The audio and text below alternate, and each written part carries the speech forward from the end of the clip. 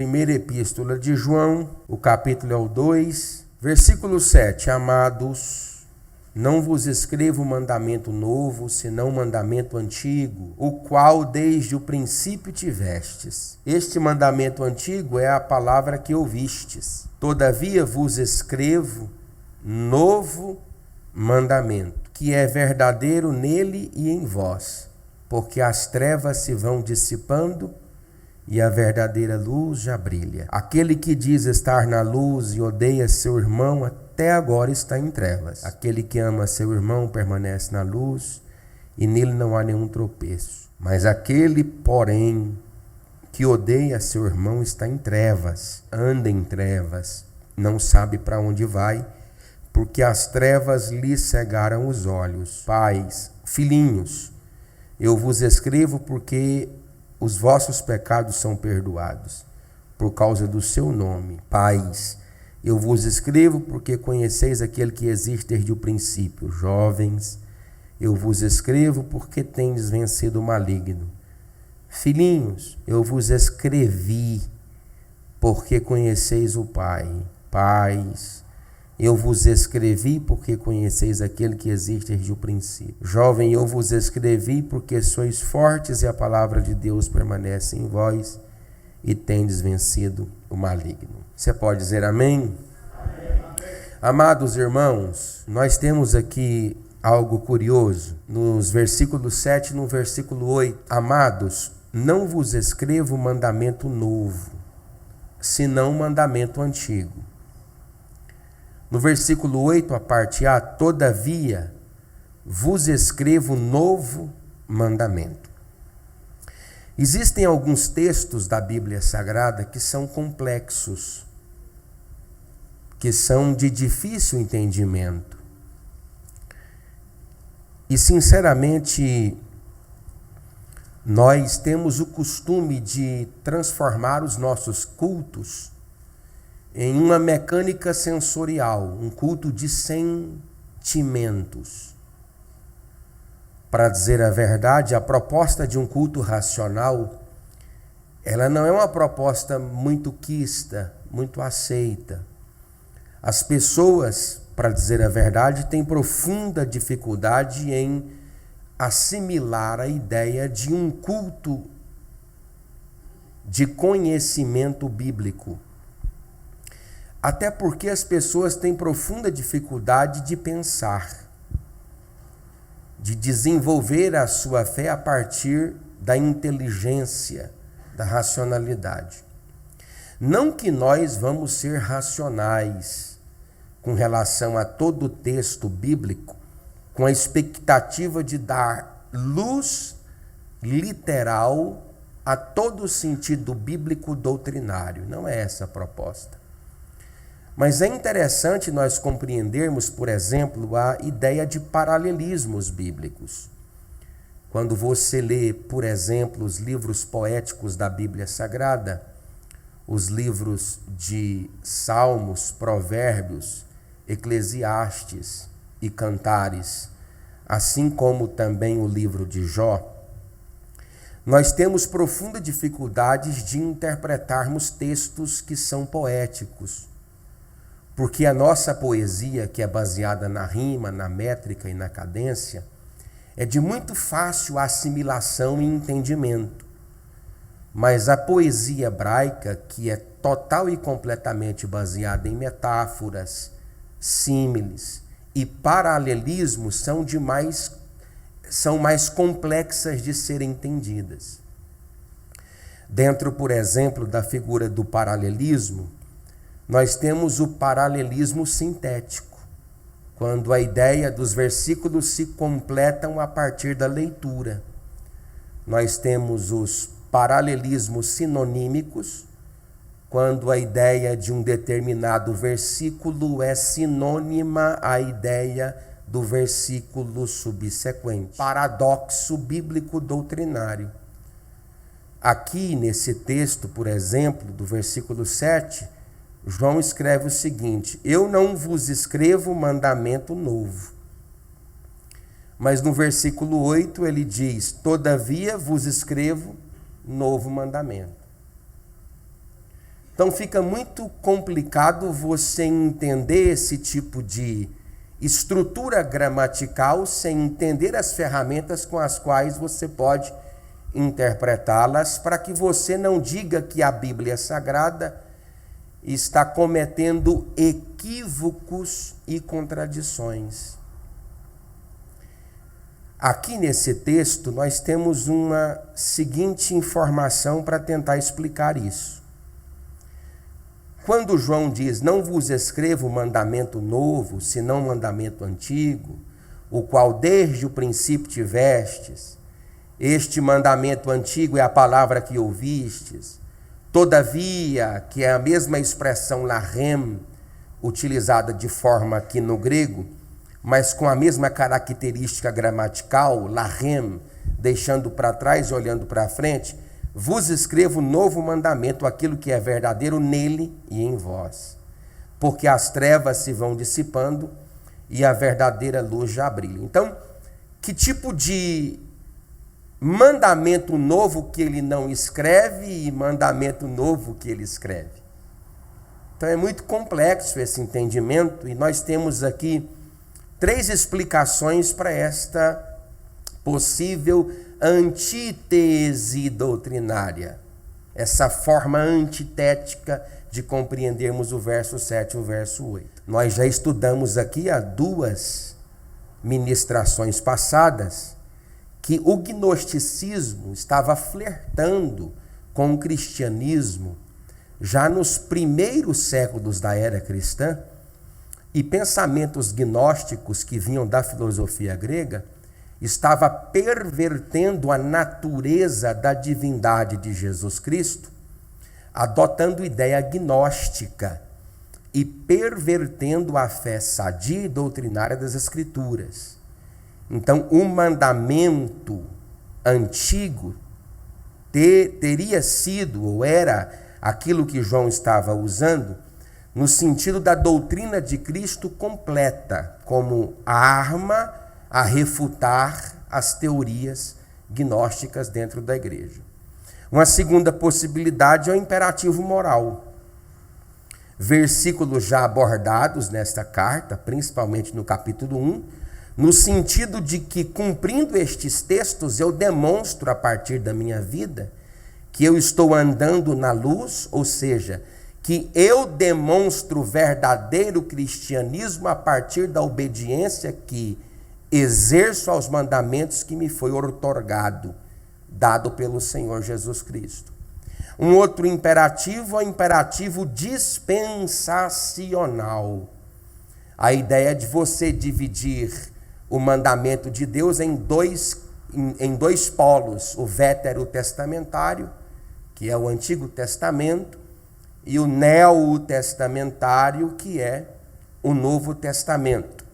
A ideia de que a legislação mosaica ela é má, porque ela revela a natureza da pecaminosidade humana e, portanto, suplantada pelo novo mandamento, que é o mandamento proposto a nós a partir da figura de Cristo, portanto, à luz de Deus. Bom, a ideia melhor para compreendermos isto é que quando João fala, amados, não vos escrevo mandamento novo, ele está se referindo ao imperativo moral, aos versículos que ele já estava abordando na epístola, principalmente no primeiro capítulo, até o versículo 7 do segundo capítulo, mostrando-nos, como mostravam a eles naquela oportunidade, de que pessoas que vivem com Deus andam na luz, portanto, obedientes aos mandamentos que o Senhor Jesus entrega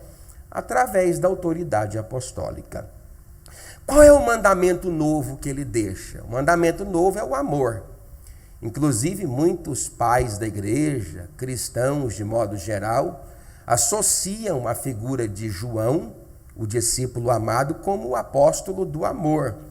Mas ele é extraordinariamente capaz de trazer verdades duras e firmes, capaz de, pregando o amor, condenar aqueles que estão escutando. Por exemplo, ele diz, todavia vos escrevo novo mandamento, aquilo que é verdadeiro nele, está falando de essência, e em vós. Ou seja, a capacidade de se reproduzir em mim o que é real em Cristo. Então, sobre qualquer possibilidade, eu quero que você preste atenção nesse culto racional. Você não precisa dar nenhuma glória. Mas eu não posso exercer um tipo de cristianismo onde a natureza de Cristo não pode ser vista no meu comportamento. Existem atributos de Deus que não são comunicáveis. Por exemplo, a onipotência. Deus tem todo o poder. A onisciência. Deus sabe de todas as coisas e sabe antecipadamente. A onipresença. Inclusive, nós que somos cristãos precisamos crer na onipresença de Deus, assim como cremos na onipotência e na onisciência. Se o Senhor não fosse onipresente e ele tivesse sido arrebatado há 2000 anos atrás, como ele foi na Assunção após a ressuscitação do Cordeiro, agora, 2000 anos depois que Jesus estava na esquina do universo. Porque o universo é uma expansão de 100 bilhões de anos-luz de diâmetro, e se Jesus não é onipresente, ainda que viajando a velocidade na luz, agora que ele estava ali na esquina do universo. Então, ele é onipresente. Ele não compartilha e nem comunica onipotência com ninguém, onisciência com ninguém, onipresença com ninguém. Mas ele compartilha os atributos que são comunicáveis e que são associados peremptoriamente à sua natureza moral, que a Bíblia chama, na carta de Paulo aos Gálatas, as igrejas de Antioquia, da Psídia, de Listra, de Icônio, de Derbe, sobre o fruto do Espírito Santo, que é pautado caracteristicamente na capacidade que nós temos de desenvolver este novo mandamento chamado de amor.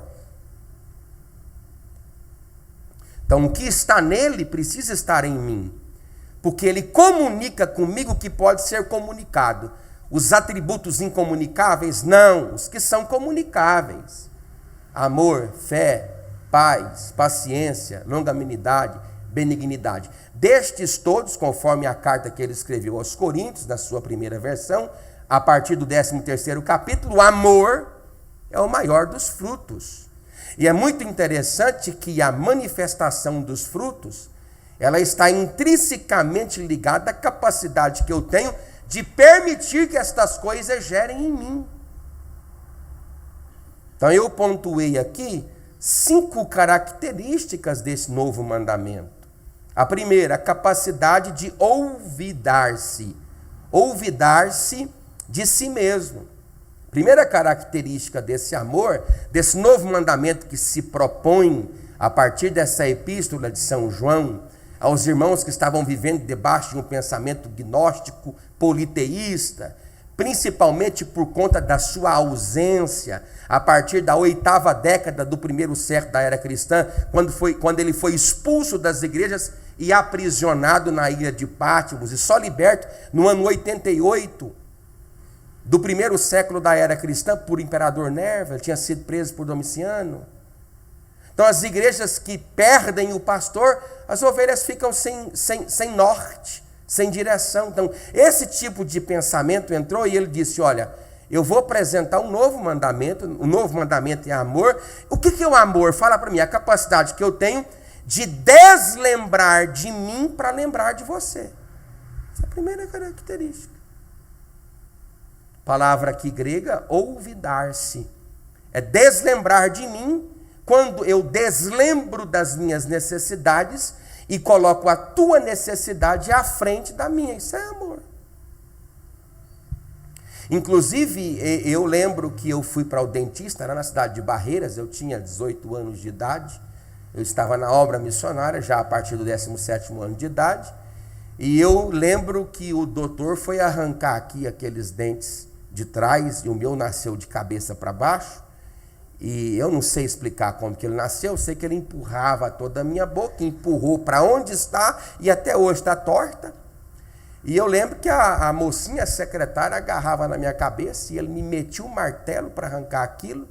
E ele dizia para mim, eu sei o que você está passando. Ele deu 9 anestesias e eu desesperado, chorando. E ele disse, o senhor disse, mas o senhor sabe, mas o senhor não sente. Uma coisa é saber de dor, outra coisa é sentir dor. Em Cristo, Deus se tornou capaz de sentir, porque saber Ele sabe. Então, quando alguém se dobra e diz, Pai, eu tenho fome, Jesus sabe o que é isso. Quando alguém deita para dormir e não dorme porque está ansioso, ele sabe o que é isso. Então, em Cristo, você tem a capacidade de enxergar um Deus que sente. Então, a primeira característica do amor é a oportunidade que eu tenho de deslembrar de mim. Lembra do que Paulo falou? Não precisa dar nenhuma glória, irmão. Não dê glória, não dê glória. Pelo amor de Deus, fique calado. Eu de muita boa vontade gastarei e me deixarei gastar por vossas almas, ainda que amando-vos cada vez mais seja menos amado. Então é a capacidade que eu tenho. Pastor, como que eu sei que eu experimento esse amor de Deus que vai ser proposto? Aí o senhor vai explicar rapidamente. Quando eu tenho a profunda capacidade de deslembrar de mim, quando deslembrar de mim é te colocar na frente das minhas próprias necessidades. Um texto que pode se embasar com isso, Mateus 25, 31. Segunda característica, o amor não é emoção. Amor não é emoção. Há umas 2 ou 3 madrugadas para trás, eu escrevi sobre o ágape. E é interessante que o ágape foi uma palavra, pastor Silvio, que os tradutores da Bíblia hebraica, lá no 3º século antes de Cristo, na cidade de Alexandria, os 70 rabinos, chamada versão dos 70, Septuaginta, eles adicionaram na Tanar, que é a Bíblia hebraica, a expressão ágape como sendo o mais nobre sentimento, que se caracteriza pela oportunidade de amar de forma incondicional.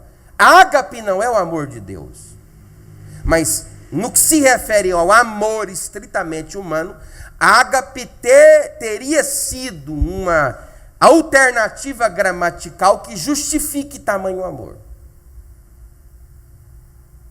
Então, se ágape não é condicional, se ágape é incondicional, ou seja, não depende de elementos condicionais para se amar, não é sobre o que você sente, é sobre as decisões que você decide. Amor não é sentimento. Eu não sinto que eu vou amar o Adley, e nem o Adley sente que vai me amar. Se há necessidade de sentir para amar, então não é o ágape, o amor que se fala, é philos ou philéu, que é um amor caracterizado por reciprocidade. É storgenes, que é um amor familiarmente caracterizado também por reciprocidade. A capacidade que eu tenho de devolver ao Luiz o sentimento que ele me devolve. Isso é philos. Quando Jesus pergunta para Pedro sobre Pedro amar ou não a Cristo, ele usa todas as terminações gramaticais do grego que se entendia sobre amor menos o eros. Então, quando ele agapau, Petrus agapau, o último que ele faz, aí ele chora, Senhor, tu sabes que eu te amo. Ele disse, então apacenta. Então, repita comigo, o amor não é sentimento. Por isso que quando alguém te pisa aqui, Júlio, no seu pé, ou pisa no meu, ou pisa no... Não é sobre o que eu sinto. Eu não estou preparado para perdoar. Vamos repetir uma coisa? Nós nunca estaremos preparados para perdoar. Nunca.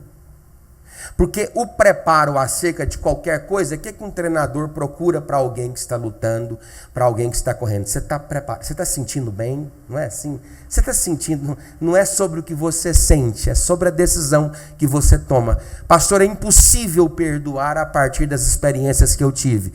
Eu não sinto condições de fazê-lo. Eu sei disso. Eu absolutamente sei disso.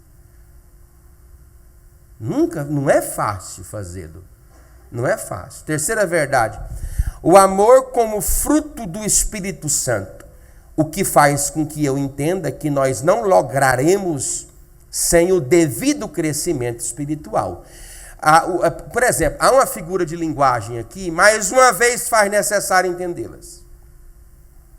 Porque o fruto é um resultado de um processo que se dá a partir da semeadura, do desenvolvimento, do florescimento e da frutificação.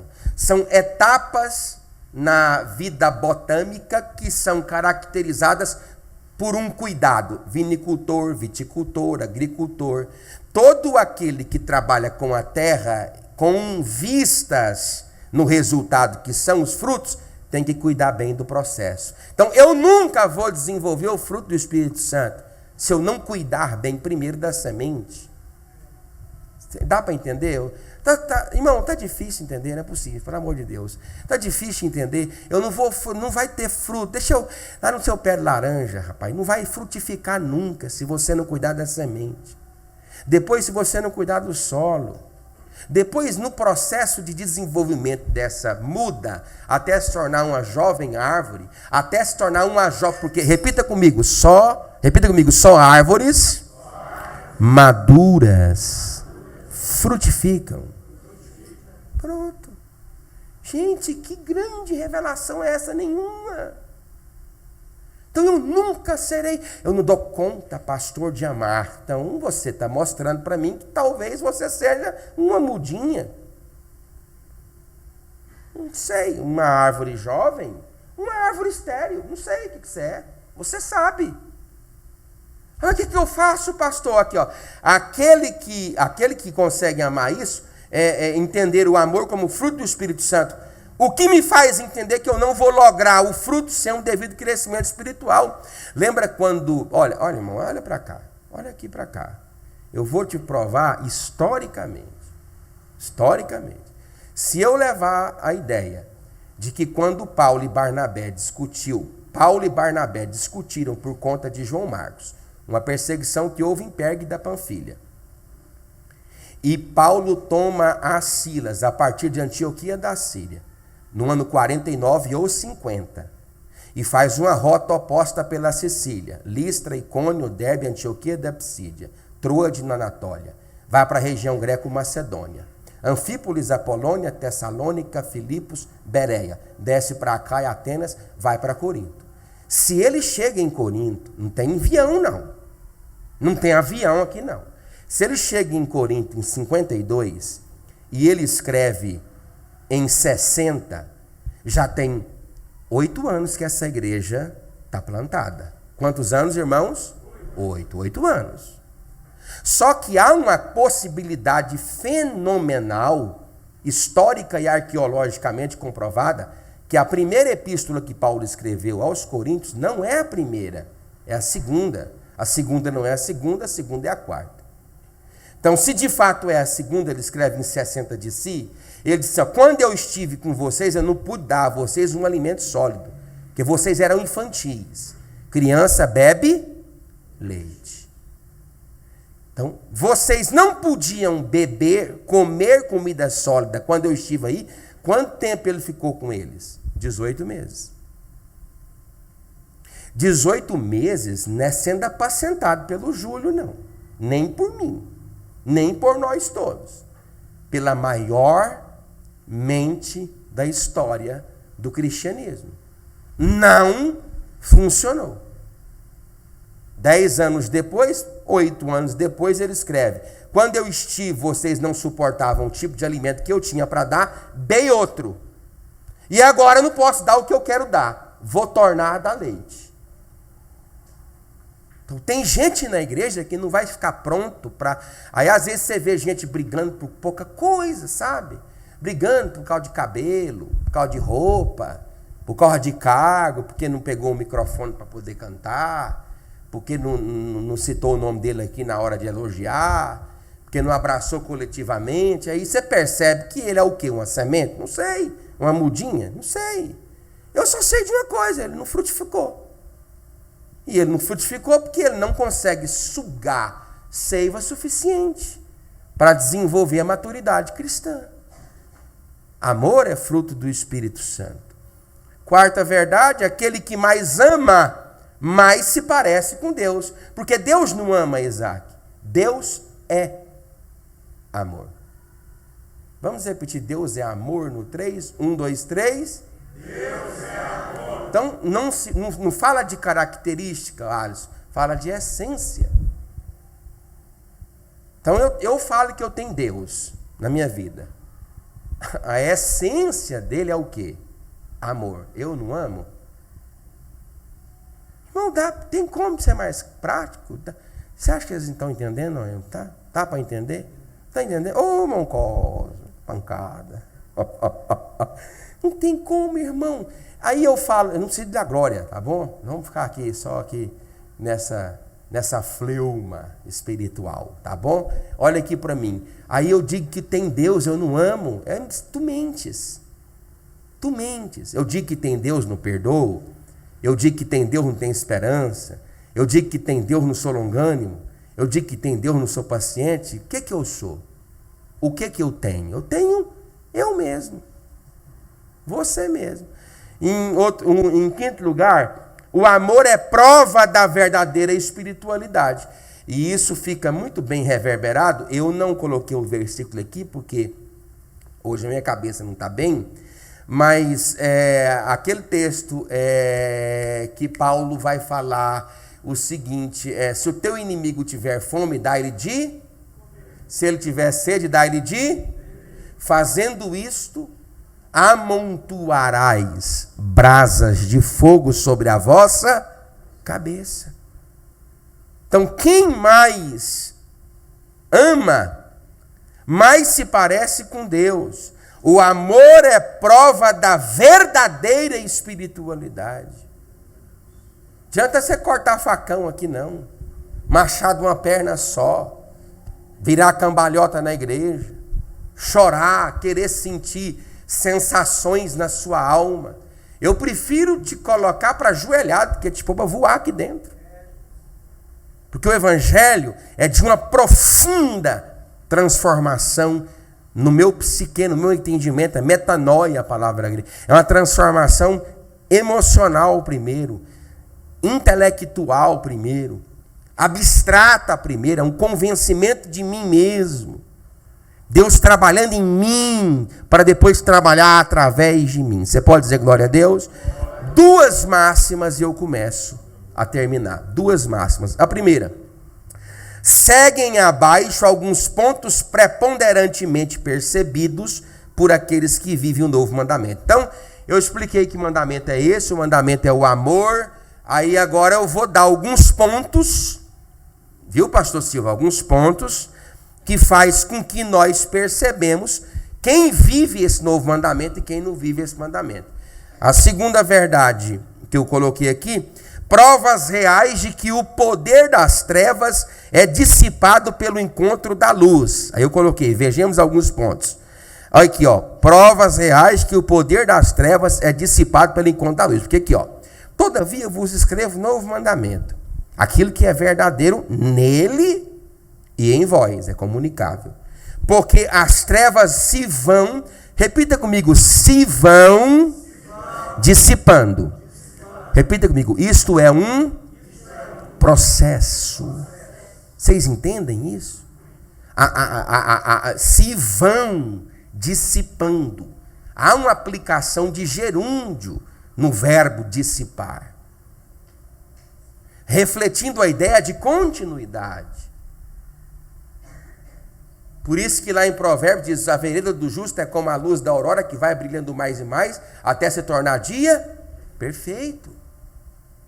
Então, como que as trevas vão embora? Ah, pastor, faz o exorcismo aí, expulsa os demônios. Ah, mas rapaz, à medida que a luz brilha em você, as trevas não suportam o poder desta luz.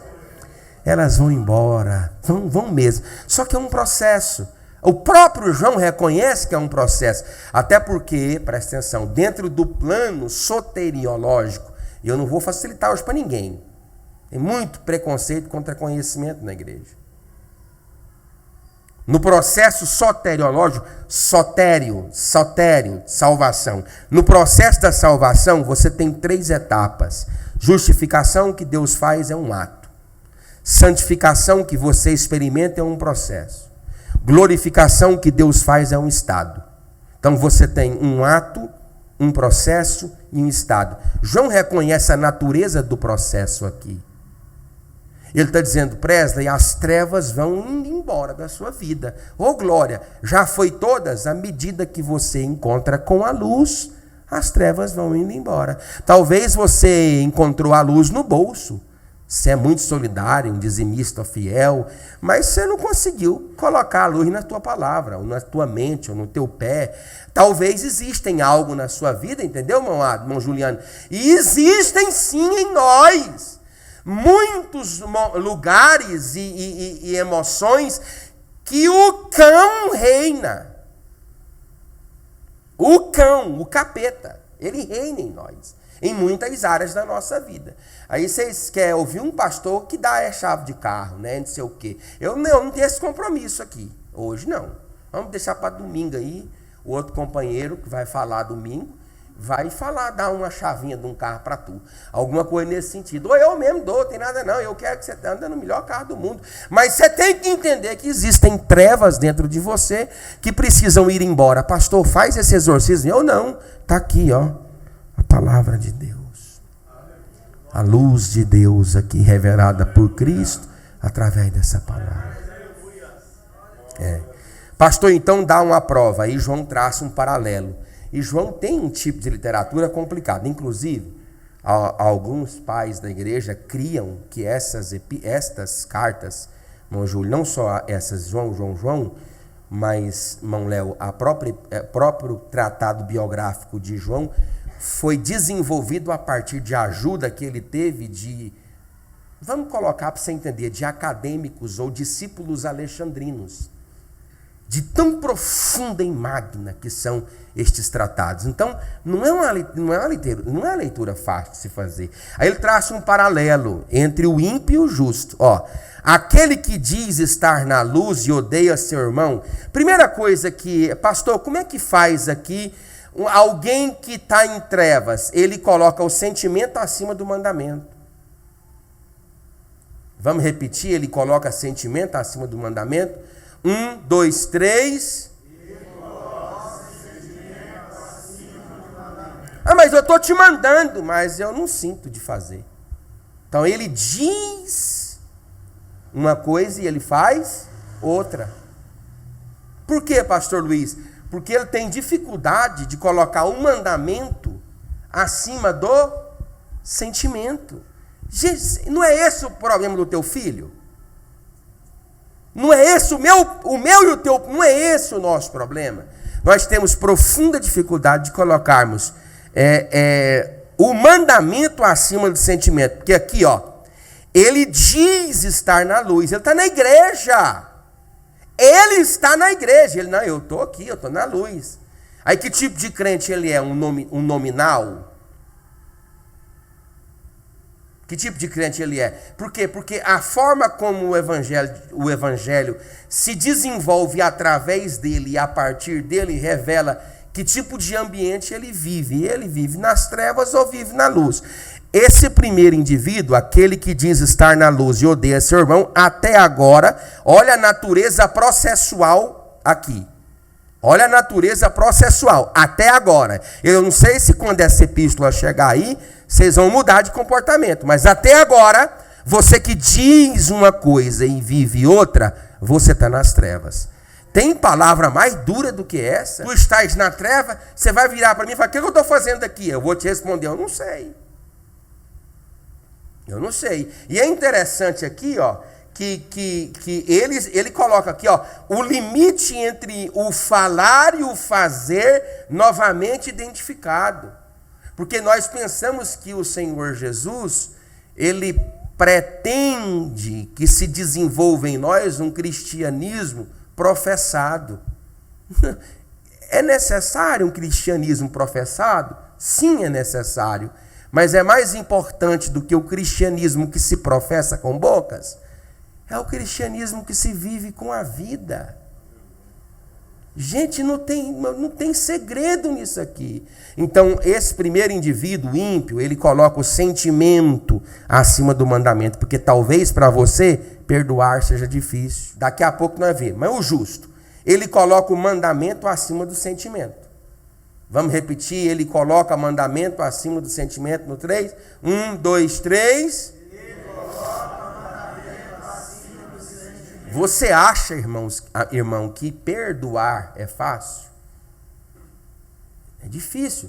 Tanto é fato que perdão é o aumentativo de perda. Quem muito perdoa, perde. Quem perdoa, paga maior preço pelo perdão à ofensa do que propriamente o preço da humilhação que aquele que te ofendeu vai pagar para lhe pedir o perdão.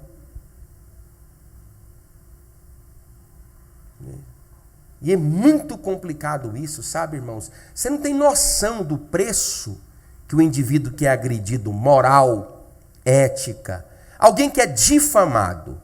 Difamação. É um sufixo no latim de negação.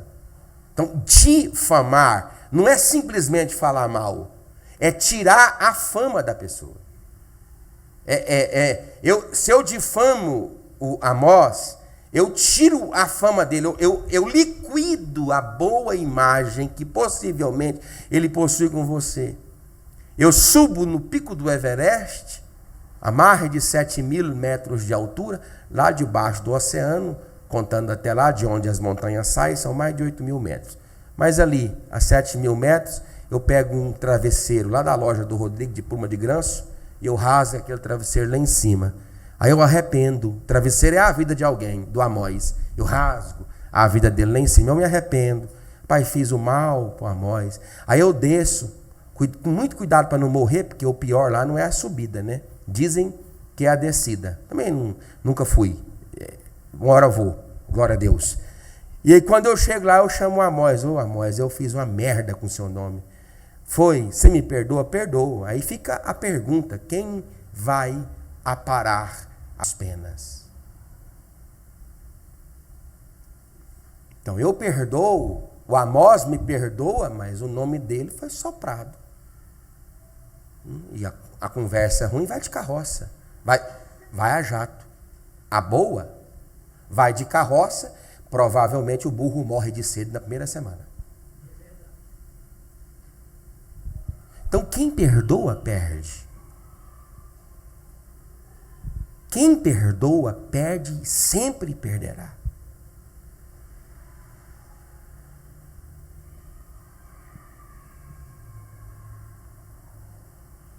Só que quando você perdoa, você percebe que quem estava preso era você.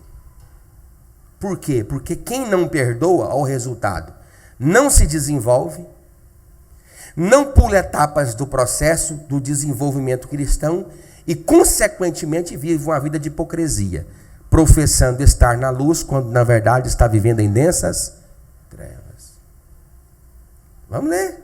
Não estou? Eu sei que você não vai dar glória com essa pregação, não tem problema. Olha aqui, ó. Aquele que ama seu irmão permanece e nele não há nenhum ou tropeço. Ó, gente, é simples. Presta atenção. É simples, meu Deus, não tem como ser mais simples. Eu estou andando na luz, eu não vou tropeçar. Eu não tropeço, porque eu estou vendo. Por que eu estou vendo? Porque a luz de Deus guia os meus passos. Lâmpada para os meus pés, problemas a priori, e luz para os meus problemas a posteriori. Eu tanto enxergo presencial, como também perifericamente. Por quê? Não tem segredo, gente. Tem uma luz sobre mim. Ai, pastor, eu quero essa luz sobre mim.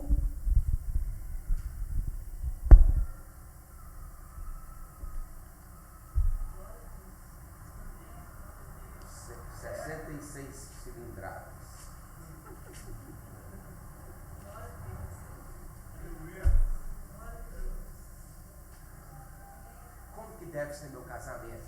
Tropeço. Como é que deve ser o meu perdão?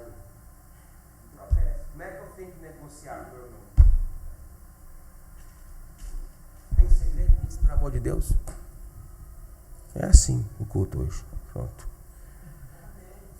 Aquele, porém, que odeia seu irmão, ele volta a falar do diabo, do crente ruim.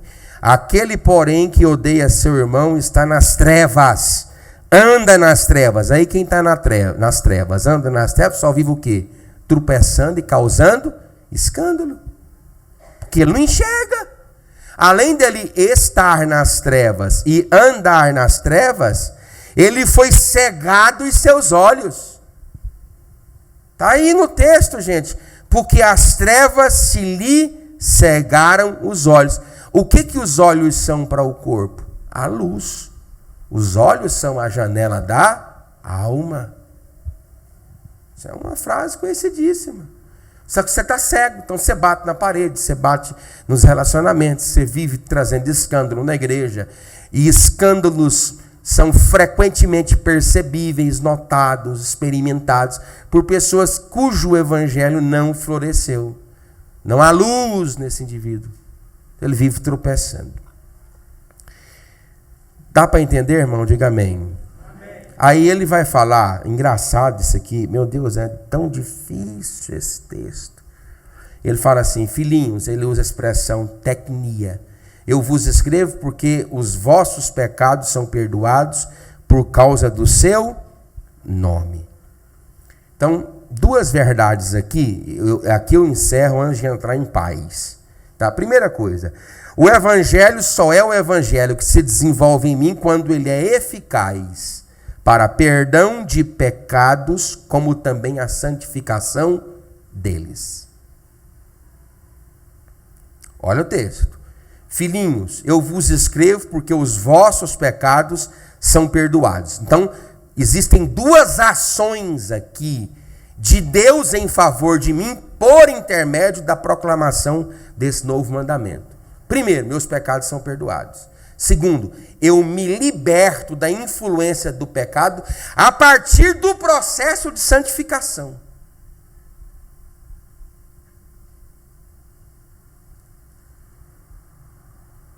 É assim. Eu tenho vontade de fazer o que é errado, eu não vou fazer. Eu vou lutar contra aquilo o tempo todo, eu não vou fazer. Eu estou inclinado a pulsações horríveis dos meus sentidos e sentimentos. A minha estrutura psicológica se inclina para fazer coisas erradas, mas eu não faço. Então, eu vou provando a partir de uma estrutura soteriológica processual. A salvação ela é processual quando o elemento da santificação exerce influência sobre mim. E todos os dias eu preciso vencer o pecado. Todos os dias o pecado. Esse eu não gosto muito, mas já tem a música do Thales. Não é a música, as músicas são boas, não é esse sentido, é outra assim, eu vou deixar para lá. Todo dia o pecado vem e me chama. Todo dia. Todo dia você tem que lutar contra o pecado. Todo dia, você que é homem, dependendo do nível de testosterona, né? Porque hoje eu não sei como é que está funcionando mais esse negócio. Eu não sei se produz isso ainda, mas tudo bem, deixa para lá, outro problema também. Mas se tu é um homem, é natural que você seja tentado por uma mulher. Aí a sua mulher vai, meu marido não é tentado. Meu Deus. Você acha, irmão? Olha aqui, tá gravando, tá? Meu Deus. Eu me entro em cada uma. Tu acha que eu não sei que minha mulher, se ela passa, não, um cara assim.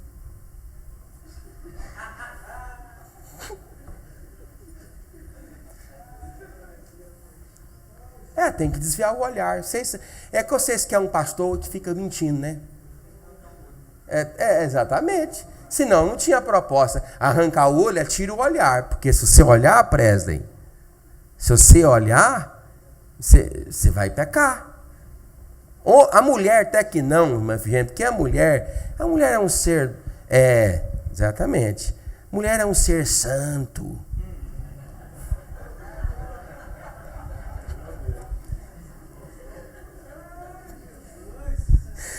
Mulher é um ser santa, mulher não tem essa necessidade de ver assim, sabe? Porque ela não é tocada por isso, ela precisa desenvolver, né? A partir da audição. O homem não, o homem é que é um bicho mais... e repita comigo, graças a Deus. Pai, dê graças a Deus, irmã. Dê graças a Deus, seu marido é normal. É assim.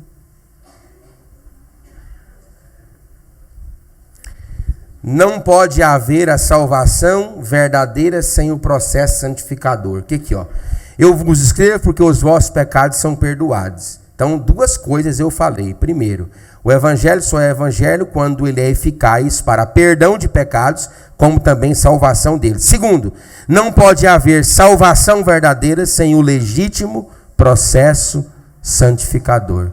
Por exemplo, pastor Luiz, como que a minha mulher e a sua mulher sabem que o senhor é salvo? Quando nós não somos inclinados, como são inclinadas as pessoas que estão lá fora. Passa uma mulher, dá uma piscada, dá aquela coisa, mas você não tem. Ainda que você reconheça a natureza pecaminosa a partir da oportunidade que se tem de ver aquele mal, você fala, eu não vou olhar, porque o Senhor desenvolveu em mim coisas belas, extraordinárias, que têm valor eterno. Que têm valor eterno e que nunca terminarão.